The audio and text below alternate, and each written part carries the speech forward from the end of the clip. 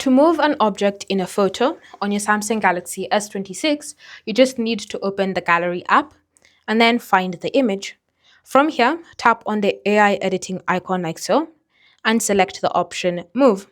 Now, all you need to do is simply draw around the item that you wish to move and wait for it to be detected.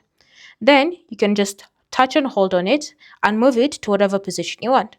So you can move it, say, for example, there, and you can even choose to increase the size using the handles. Once you've successfully made your customizations, just tap on Generate and wait for the image to be generated with the changes that you've just made. And once you've done that, you can see the previous version looked like this, and the newly edited AI version looks like this. Then you can just choose to save it as a copy so that you'll keep the original as well as the AI generated option. Thanks for watching.